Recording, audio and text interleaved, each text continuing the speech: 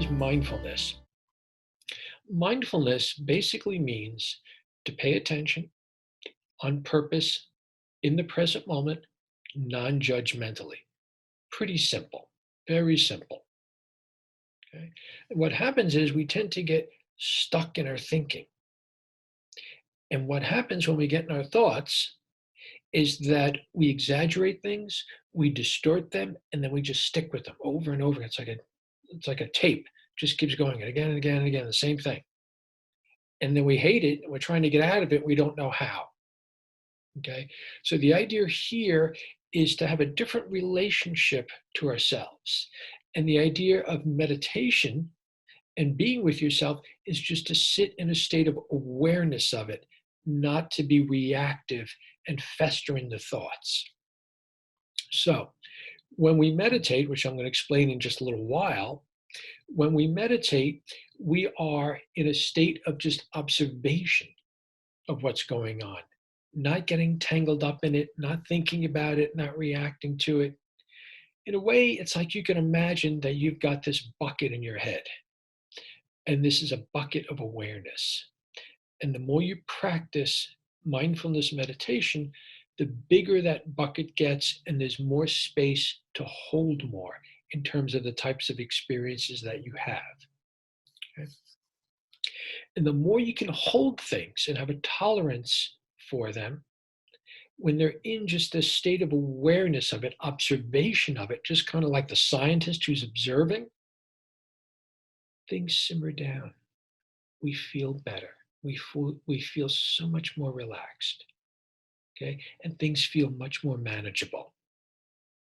What is mindful eating? Well, mindful eating has three aspects to the definition that I'd like to focus on. One is that when we eat mindfully, we pay attention to the five senses. So, what does the food look like? What does it taste like? What does it smell like? Is it hot? Is it cold? Is it soft? Is it hard? Is it crunchy? Paying attention to the five senses.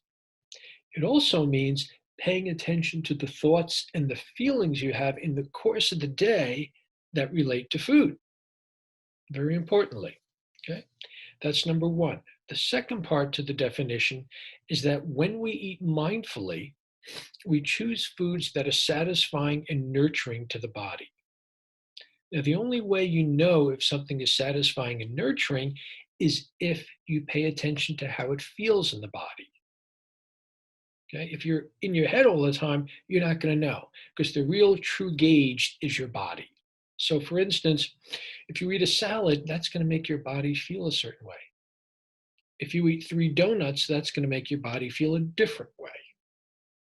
Okay? So it's learning to get in tune to the body to know what satisfies it and what doesn't. Many of us are guided so much by the taste of food that we really don't care about how it affects the body. And that's what gets us into trouble. The third thing is that when we eat mindfully, when we don't feel hungry anymore, when we feel satisfied, we choose to stop eating. Okay. Now, if you are not in touch with your stomach and your body, you don't know whether or not you're still hungry. Most people are driven by their heads and what they see and how it tastes and how it looks, and that's how they make this decision. But if you can shift to an attitude of, okay, let me see what my body's telling me. Am I still hungry? Do I need more food? If that could be the guiding light, and if you could choose to stop eating when your body's no longer hungry, that makes a big difference. And as it turns out, I've had this program, I've worked with a lot of people, and I've never had one person tell me that they can't choose to stop eating once their body is no longer hungry. Okay? So, if you look at the three aspects to the definition I've just given you, there's nothing there that has to do with depriving yourself, struggling, needing willpower, deprivation. None of that. It's honoring your body. It's listening to your body, paying attention to what it wants, and we honor it by giving the body what it wants. Why do we need mindful eating? Well, it's pretty simple. Pretty simple. There is a three-step paradigm that you have in the handouts there, and it says why we need a mindful eating practice. Now, in the left column, you can see the number of interventions, just a smattering of things people do to change their weight or change their relationship to food or to increase their exercise program, whatever it may be. So some people have bariatric surgeries, some people do yoga, some people go to a nutritionist. There are an infinite number of diet programs and things people do. All of it is great stuff. But for some people, it doesn't work because everything you do has to go towards that middle column, towards the right.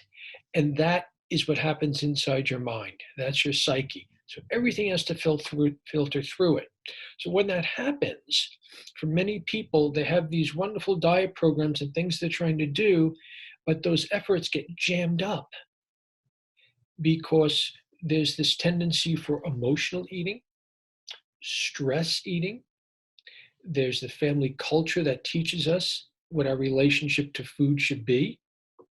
There's what I like to call the 8 types of hunger. There are 6 false hungers and 2 genuine hungers.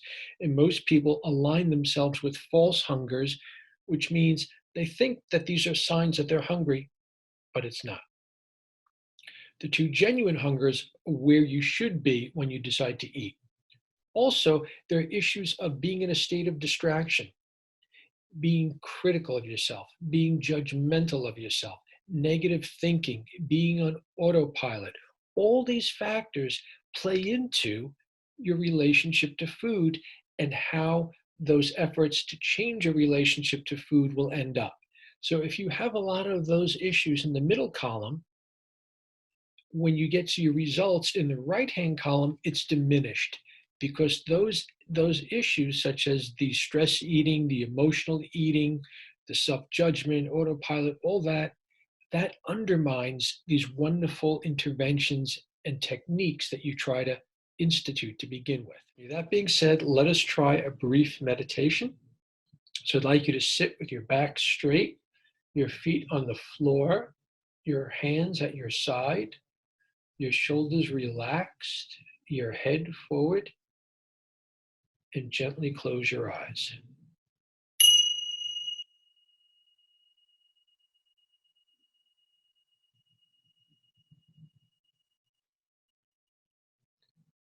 I would like you to bring your attention to your body.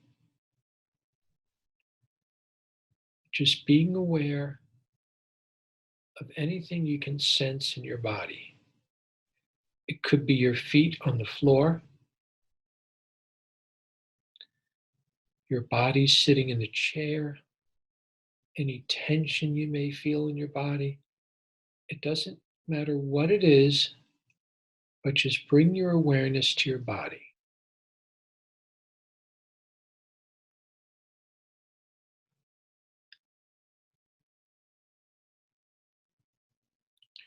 And we're not thinking about it, we're not having thoughts about it, we are just in a state of awareness of it.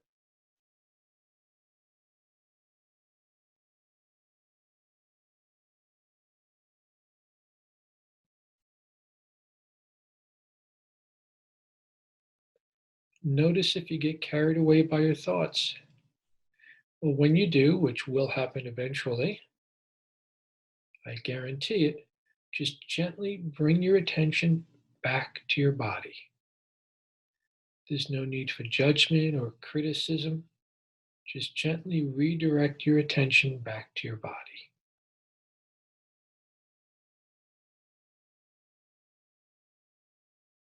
Now bring your attention to your breathing.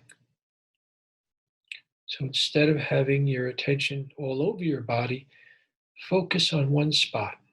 It could be your nostrils, your chest area, or your belly. And just notice the in breath and the out breath as it is.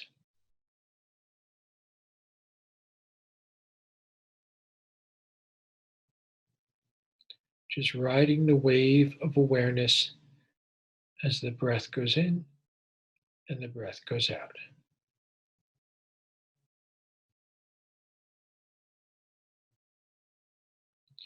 Now, we're not trying to control the breath, but just in observation of the breath. We're not thinking about the breath. There's no narrative going on. We're just gently aware and feeling the breath going in and out of the body.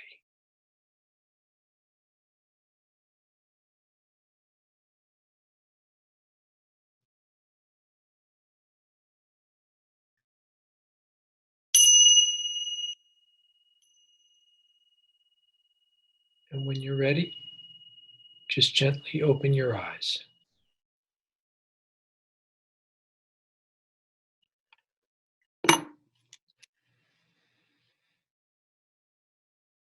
For most people, when they do this, even as we've done for just several minutes, you start to feel simmered down. You start to feel better. You may even notice that my voice is kind of quieted down a little bit. Okay. That's meditation. That's formal meditation, as we like to call it. So, in my program, I teach people specific mindful eating techniques on the one hand and mindfulness practices on the other so that they go together. They go together.